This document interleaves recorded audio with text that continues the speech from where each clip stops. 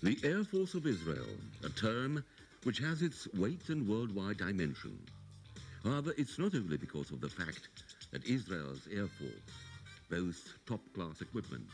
It was formed during the era of the struggle for the survival of the Israeli nation. That gave former professionalism an additional dimension.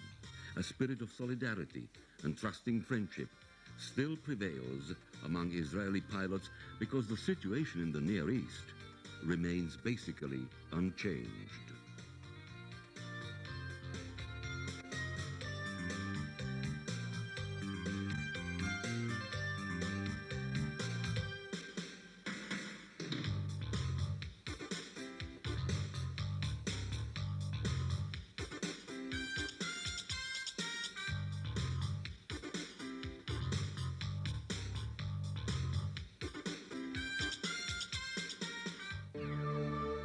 In the middle of the 1940s, there lived over 500,000 Jews in Palestine. And after the Second World War, more decided to move there. After a great deal of negotiations, the United Nations voted for the creation of an independent Jewish state. This was proclaimed on the 15th of May 1948, and Ben-Gurion became its first prime minister. It is very exciting to have a Czech crew in my house after 44 years. You have to understand that in 1948, in what we call the War of Our Independence, we were completely surrounded and alone. The neighboring Arab countries reacted to the creation of independent Israel by declaring jihad or holy war on it. There were fights on all fronts. Then, after Britain put an embargo on imports of weapons to the Near East, Israel found itself in total isolation.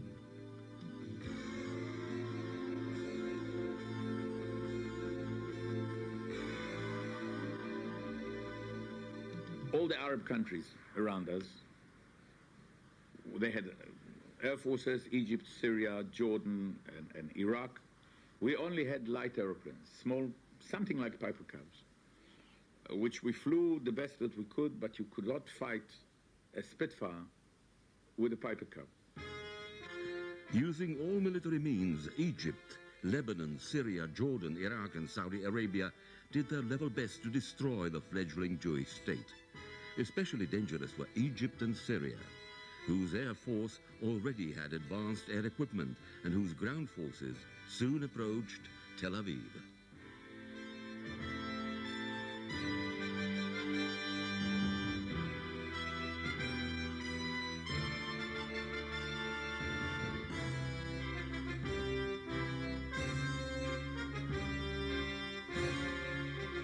The only country that helped us was Czechoslovakia.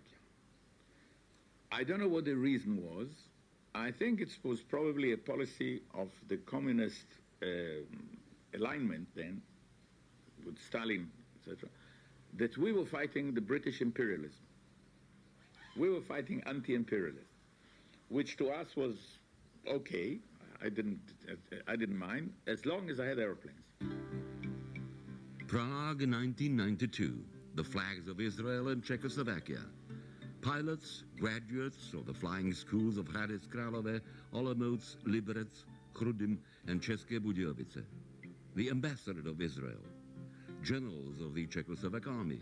Historians and military attachés attending a meeting at the Vítkov Hill Memorial involving the ceremonial unveiling of a plaque in which Israel thanks Czechoslovakia for its aid during the 1948 War of Independence.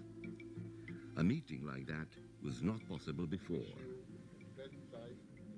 On account of similar purely political reasons, also the conveyance of Israeli thanks to the ex-instructor of Israeli pilots, Milan Mali, was delayed for 44 years. The thanks were conveyed in May 1992 by his former students, Colonel Shייע Gazit Schwartzman and General Morty Horde Fine. Thank you very much. That was in 1948.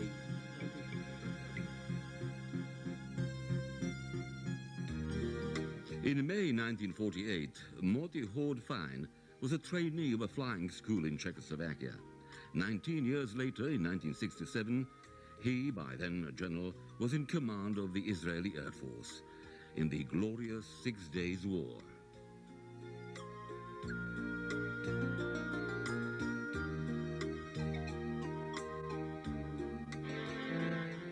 Before the proclamation of the State of Israel, its representative, Dr. Otto Felix, managed to get an approval for air specialists to be trained in Czechoslovak army facilities.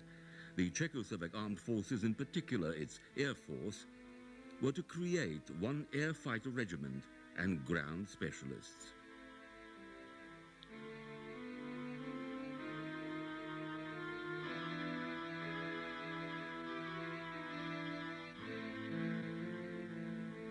This task meant to train field fighter pilots for the Messerschmitt 109 aircraft supplied.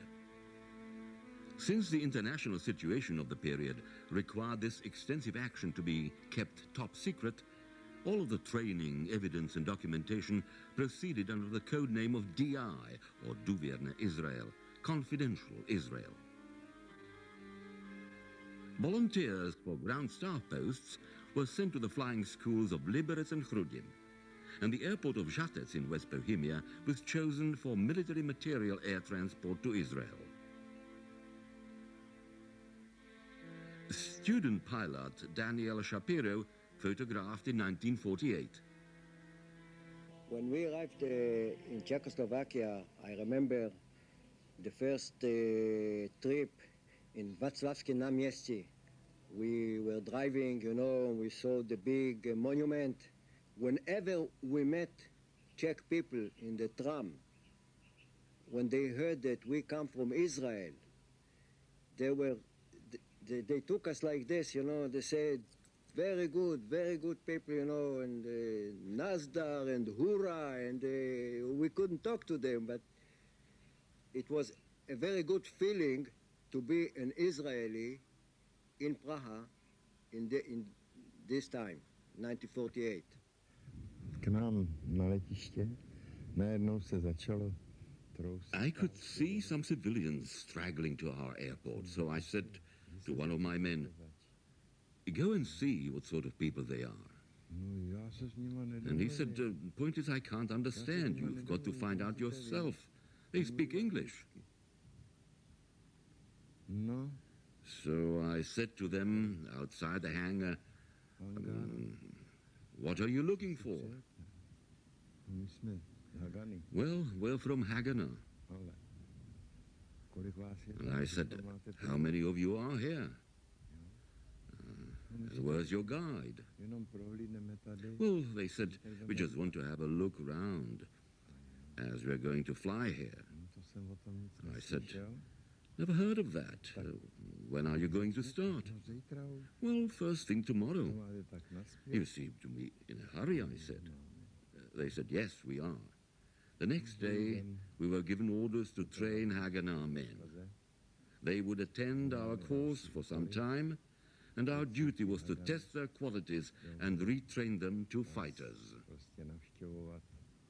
Na určitou dobu naší povinností bude přezkoušet jejich kvality a přeškolit je na stíhače. A unique photograph of members of Haganah, the armed Jewish organization of Palestine, during their training at the Air Force Academy in Hradec Králové.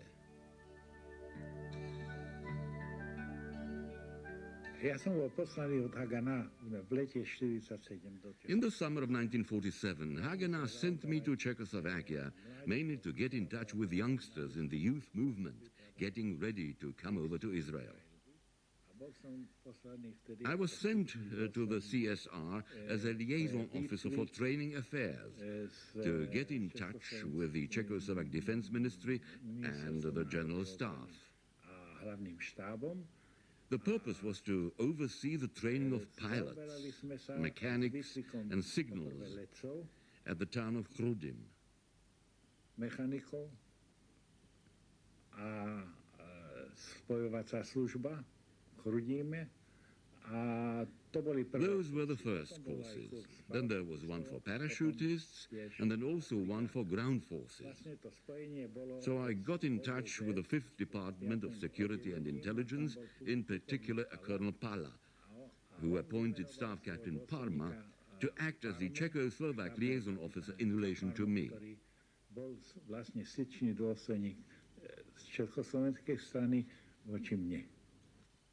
We get to Prague, to the Flora Hotel, and we see photographs as big as this building. Big, big, big photographs of Stalin, big mustaches like this, looking on us. And I think Mr. Benesch was also there photographed. And red flags as big as a tennis court. And we said to ourselves, red flags, Stalin, Schmalin, I don't care, as long as I get airplanes. We stayed, I think, one or two nights in Prague. I think we went to a nightclub when there was not properly dressed ladies. I think so. Don't remember the name. And we were introduced to Slivovich. This was our first introduction. And then the second shock was a Junkers 52, a German plane, took us to České Budějovice. So here we were ex-Royal Air Force, a few ex-American Marines and South Africans, who all fought the Germans in the Second World War, flying in a German aeroplane, with Stalin looking on us, to a Czech base to get Messerschmitts to fight the Arabs who fly Spitfires for the creation of the Jewish state. It was a beautiful cocktail. The decision to supply weapons to Israel was also significantly affected by the fact that Czechoslovak armament factories had lost their traditional markets. The importance of this new market was evident when we compare the volume of supplies to Israel with the overall volume of Czechoslovak Air Force equipment exported to the rest of the world.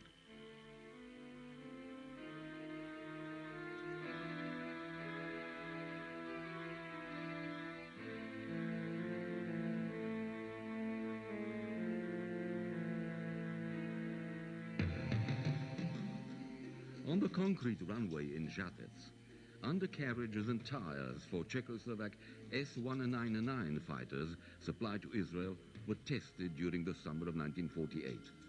The airfield was the most similar to those in Israel.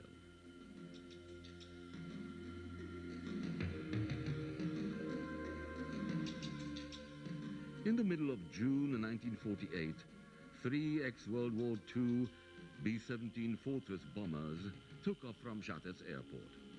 After the necessary modifications performed by our mechanics and armorers, the airplanes took off under the command of the veteran Ray Kurz to fly across the Austrian Alps, the coasts of Yugoslavia and Albania, the Greek islands, to Egypt.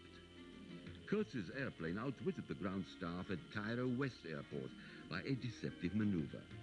He got as far as the Royal Palace and hit it with 2.5 tons of bombs.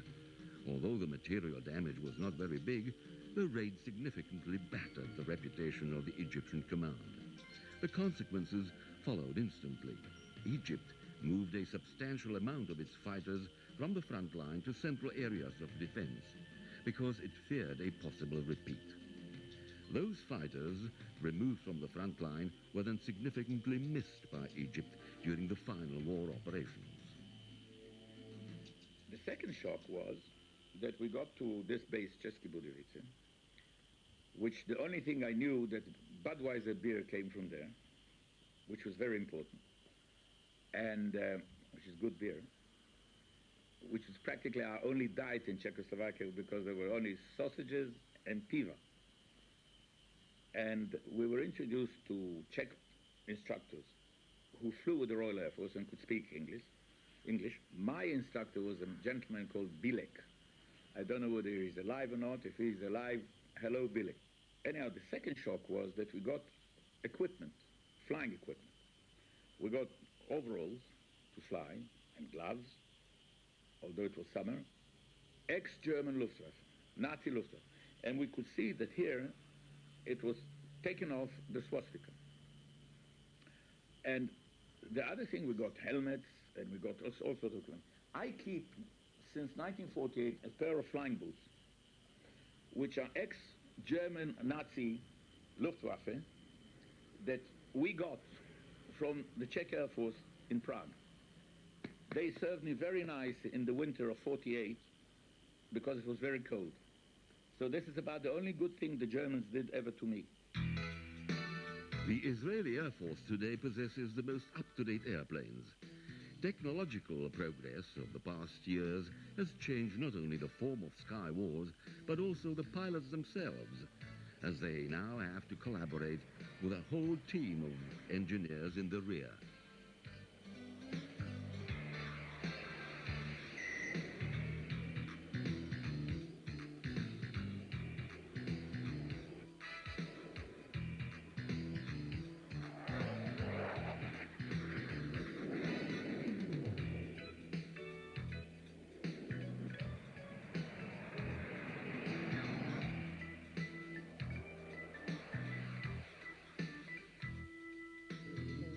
And other pilots you remember?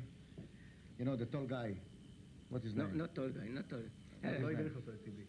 Roof, the tall guy. Roof was many matters. My pilots, my pupils. Who was up till here? No, he was not. No, No, up till here, yes, up till here. Roof הגיע דנה. My pupils. Tell us the name. תקשיבו את names. אלון זה עזרי ספיבק. Fine. Fine זה מוטי. מוטי fine, yes. Goldenberg. Jewish name. Goldenberg, yes. Marmoresh. Volovets. Wait a minute. Volovets. Oh, yes. Litovitz. ליטוויץ. מי זה ליטוויץ? גרשון לי. גרשון לי. באל על. Yes. Roof. Roof, the tall guy. Tall guy, yes. Shapiro. Tani Shapira? Medium. And Sidi. Sibi? Kači. Kurs nových letcov, ktorý bol The point was to train pilots at the flying school of Hradec Králové. When I came there, the school commander, I can't remember his name now, he told me, our courses take 2 years to complete. And I said, 2 years? That would be too late.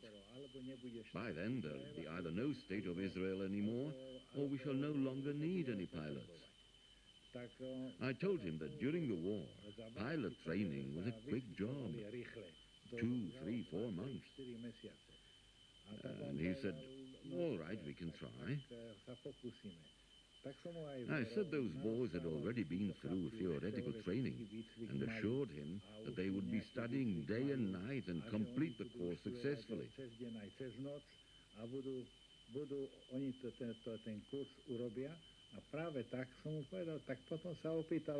I also inquired about the program. I told him, I'm a dog face myself, a foot soldier, not a flyer. But I can tell you one thing. You've got your logbook. Most of your people were trained in England during the war. You can start from that. I place my reliance upon you and upon what you do here. And he said, good, let's try that. Intensive training was provided by staff members of the Military Air Academy in Hradec Králové. At the beginning of July 1948, there were 13 Israeli men and 2 American pilot instructors with some flying experience starting the course. The training was finished with the 5th Fighter Regiment in České Budějovice, southern Bohemia. Jaroslav Lovětinsky was the commander in charge of the flying course at the Hradec Králové Academy.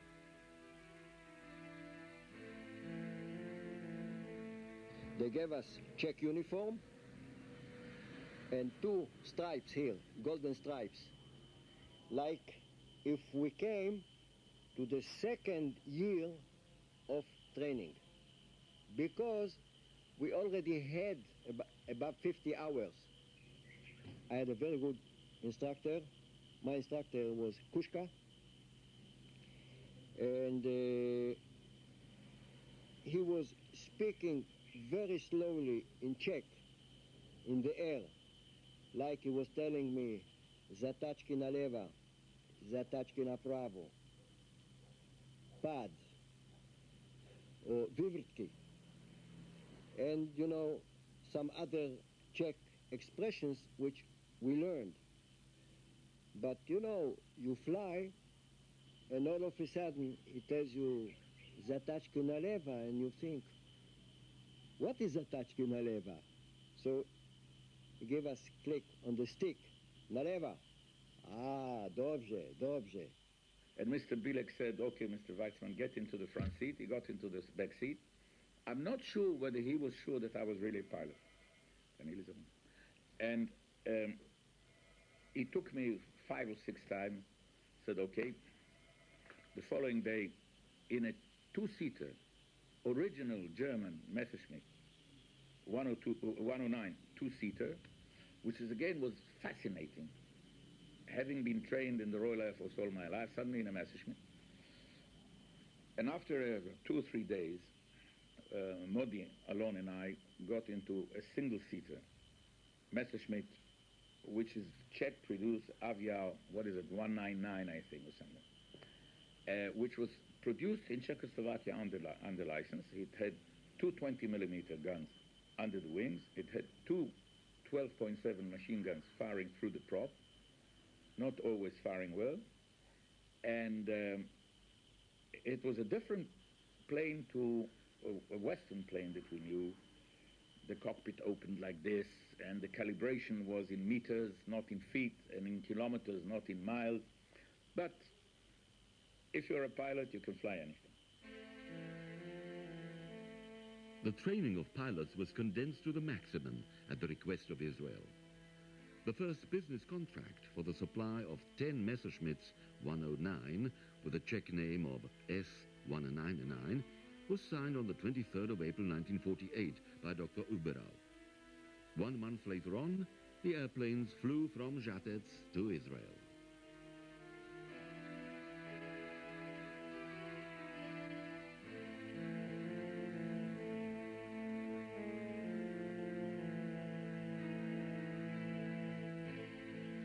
The situation on the Arab-Israeli front made it necessary to increase the number of the originally requested airplanes, the amount of armaments, ammunition and bombs. It's lamentable that the documentation about this Czechoslovak military aid should have been used a few years later as incriminating evidence in the frame-up political trials of officials of the Czechoslovak Ministries of Foreign Affairs and National Defense. Tel Aviv and a few other places were being bombed. It was about 30 kilometers south of Tel Aviv. There's a big city now called Ashdod, which is a new city. It was north of Ashdod. And on the 29th of May, I think it was a Shabbat, a Saturday, suddenly we got instructions to take off with hardly any preparation and help the army that would stopping the Egyptian Air Force, the Egyptian army. So we took off with 2 bombs each, 70 kilos, and the armament. And don't forget, we never fired the guns, we never dropped a bomb, and we didn't test fly the airplanes. We took off, and I don't want to see anything like this ever in my life. Anywhere you could look, there were Egyptians. Motor cars, army, the whole thing was like ants south of Tel Aviv. You didn't have to be a great pilot. Anywhere you dropped a bomb, you hit. So we went in and attacked them. So again, you can say that the first bombs and the first shooting from an airplane was Czech equipment. This was the beginning of the Messerschmitt period. Israel fought for survival. It didn't want to be erased from the map of the world. The help provided by Czechoslovakia in that situation significantly affected the outcome of its first military conflict with Arab countries. The silence and anti-Israeli orientation that followed couldn't change anything about the fact.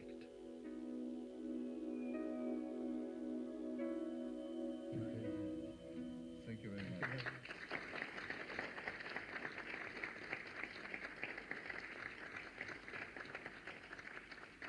Vážím si toho, že jsem dnes mezi vámi. I appreciate being among you today, among those who started building the Israeli Air Force.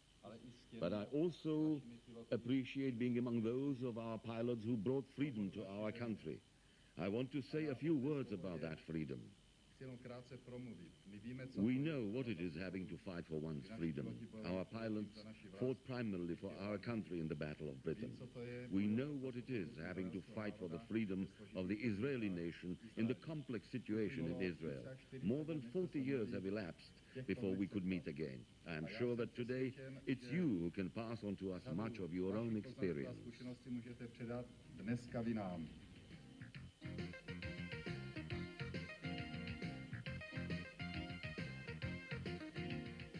The Special Military School for Air Mechanics in Liberec prepared not only pilots, but also excellent ground specialists.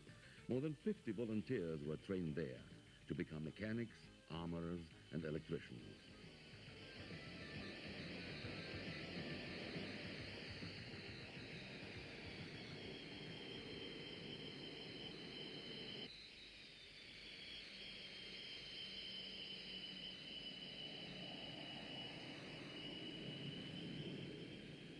And what about the pilots? They loved and pampered their machines because the machines helped them to ensure a safe sky for all Israel.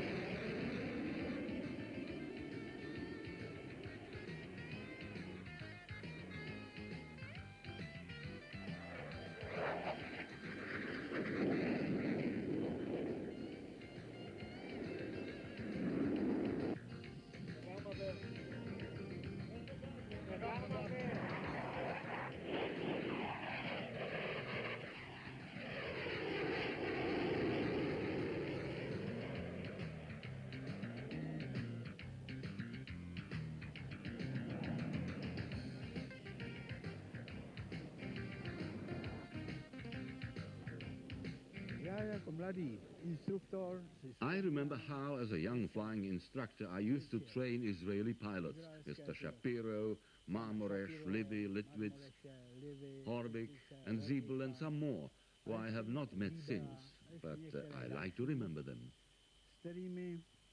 Jsem se sice už nesetkal, ale rád na ně vzpomínám.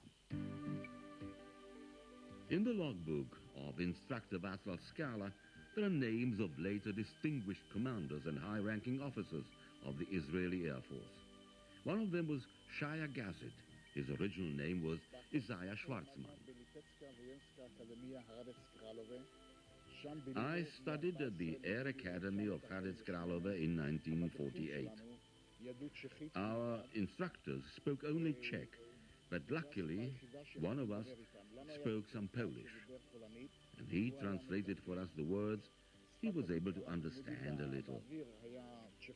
In the air we communicated only in Czech, and each of us had a notebook for the Hebrew meaning of Czech words. The dives, turns, loops, and so on.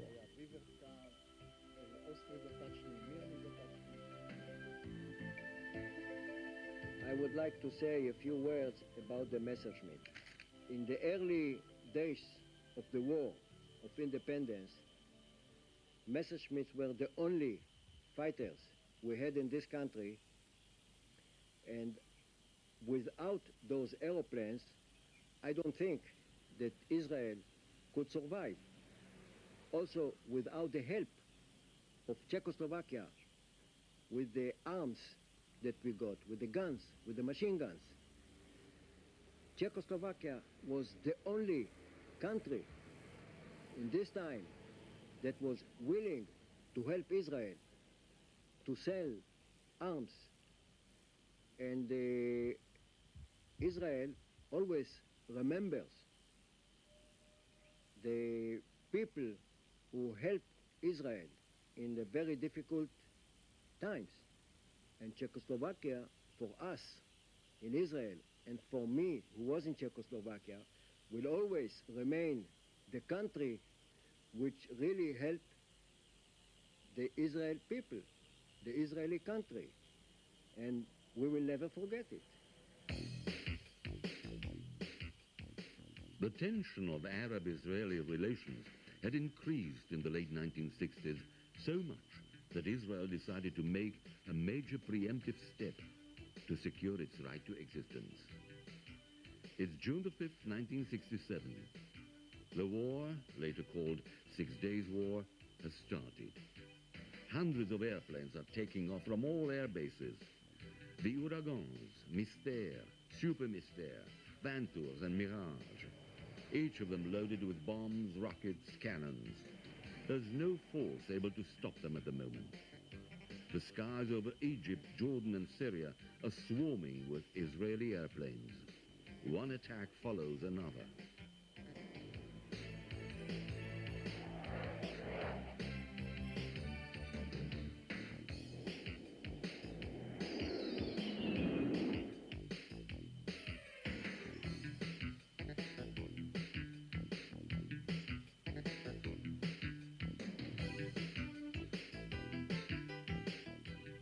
The empty airplanes immediately return to their respective air bases to be filled up with fuel and munitions in practically no time. 7 hectic minutes and start again. The course of this unprecedented Israeli Air Force operation was scheduled to the minutest detail.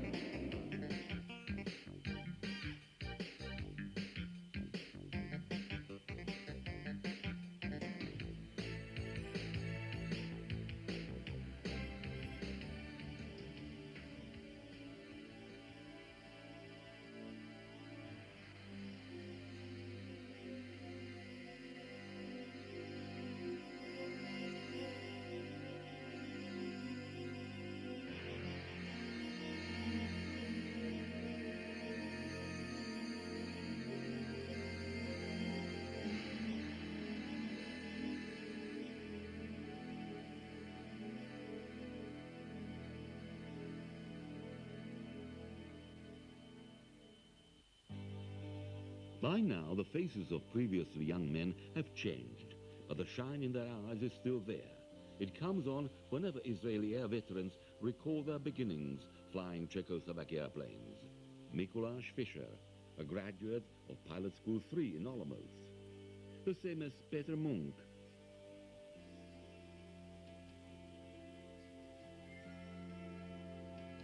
And Hugo Meisel.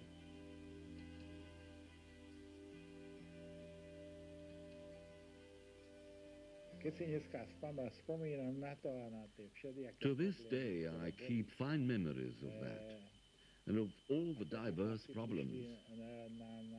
The way those boys came and were kept in confinement in the camp, how they would go out with their instructors, who gave them whatever they were able to, and more. And what's more, how they did their job wholeheartedly. Otherwise, they wouldn't have succeeded. The logbook of General Pavel Kotzfelder, who died before our documentary was finished. The memory recorded here is one of the last stories ever told by this modest flyer.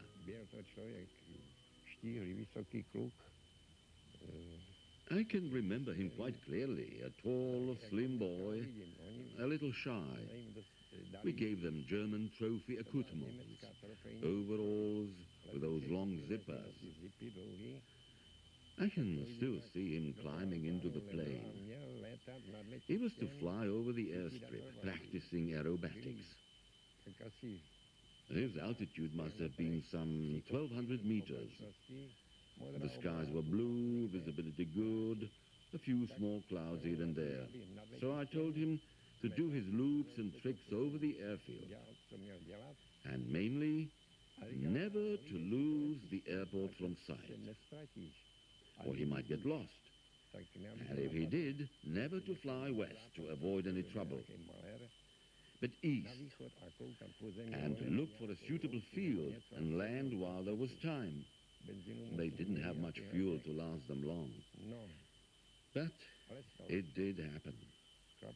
The chap was due for landing, but he wasn't anywhere in sight. Half an hour, 1 hour, 2 hours, and he was still missing. I was getting anxious and wondering about his sad ending. After about 3 hours, the telephone rang. The country police were calling from Ostrava. In those days, there was an aerodrome at Vítkovice-Hrabůvka. To tell us they had a man there with an aeroplane. They didn't know who he was, unable to communicate with him. They thought he might be one of our group. So I told them, stop him, don't let him leave. And I took another plane and one of the instructors, and we flew to Ostrava. And there we found the boy, scared, stiff, walking around the hangars. The police could only speak Czech, and he just English, which made matters complicated. And so we brought him home. Quite clearly, I was involved. I certainly wasn't feeling good those 3 hours, because when you send someone in the air, you experience every minute of it personally. Keeping the flying course short, as requested by Israel, meant that the lessons had to be very intensive. Of course, this played exceptional demands on both students and instructors. A number of air accidents, breakdowns, could hardly have been avoided. It must have been in October, I think. It was getting foggy, and we came up to this room where Staff Captain Otzelka had picked us up at 7 a.m. Mind you, we'd been flying up to the early hours and weren't feeling exactly good. So we were sitting there waiting for someone to talk to us. And all of the instructors were there too, so the room was chock full. And then Captain Otzelka marched in, carrying a dead hare. He came in, stood by the blackboard, and asked one of us in the first row to examine the hare and to try and find out why it had died. A few of us examined the animal, and seeing no blood, they said they had no idea what had happened to it. And he said, sit down, I'm going to tell you. Last night the hare was sitting there, looking at the way you were landing, and it saw one of you landing with the undercarriage tucked in. And half an hour later, another plane landing the same way. And it wondered what was going on. Was it possible? It had never seen anything like that before. The hare then went to sleep, and when it woke up, the fog was rising already. And it saw a third plane landing on the belly, and that killed it. It had a stroke.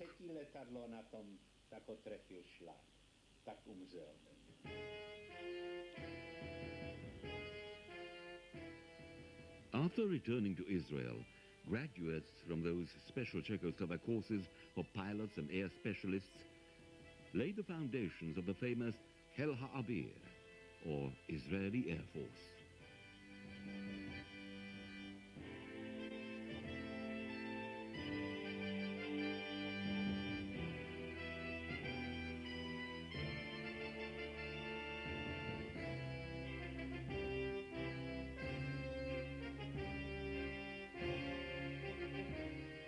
Watching these archive shots from that time, Asa Weizmann recalls more such stories.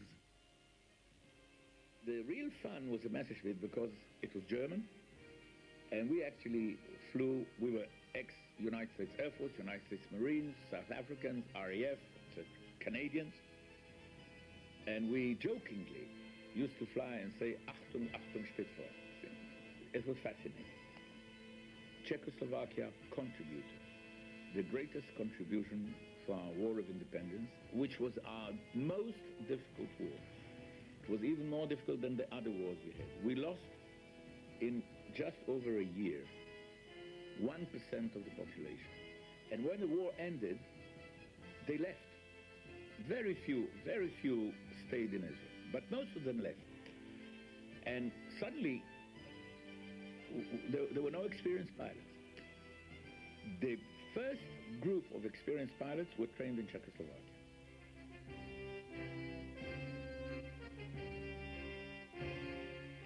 So all I can say, after over 40 years, that you were cut from the world, you, Czechoslovakia, were cut from the world, that this is the time to say thank you very much to Czechoslovakia back in 1948 for having helped us the way they did, and if it were not for Czechoslovakia, there would be no Israeli Air Force and very little army.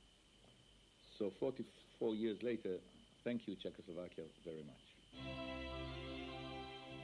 Almost 80 pilots were able to pin on the winged Star of David, the symbol of Israeli Air Force pilots. After the training in Czechoslovakia, by the end of 1948, 70 signals and air specialists had also completed the course. Many of those young men then rose to the highest ranks of promotion. They became commanding officers, the elite of Israeli Air Force.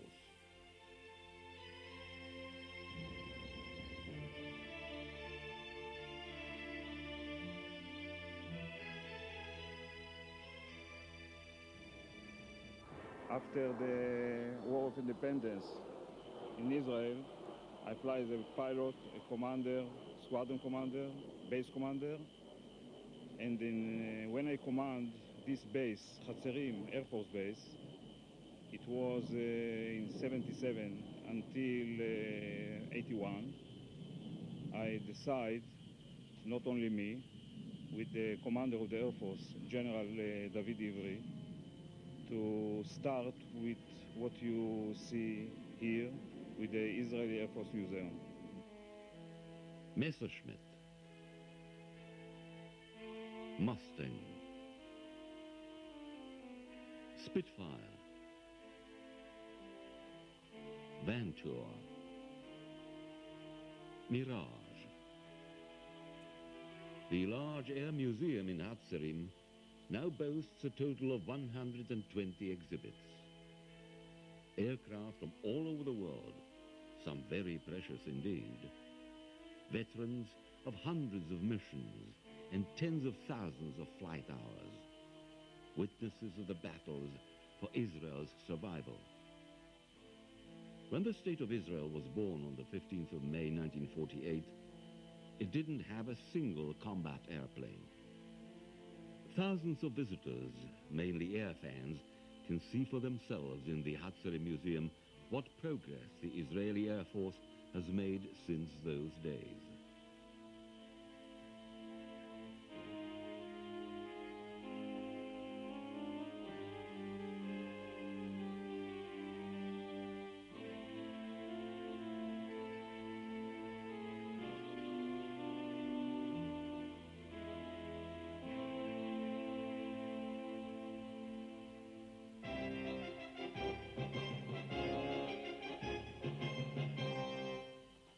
The amazing aerodynamic supershapes of the modern airplanes, calculated to fractions of a millimeter, can be compared to the early machines of the Israeli Air Force about as much as the graceful flamingo to the dusty sparrow by the roadside. In the course of time, the ad hoc built flying army changed into a well-organized force, beautiful to please the eye, and powerful enough to deter the enemy. It has the strength of granite, the agility of a snake, and the energy of fire. We could tell stories about fighter pilots and combat flyers for a long time, stories about the tests of courage they underwent every day. But words are just only words. The pilots, with the Star of David on the wings, see it in a different way. They were given an order, and they executed it. They guard the airspace of Israel, a small country with many enemies.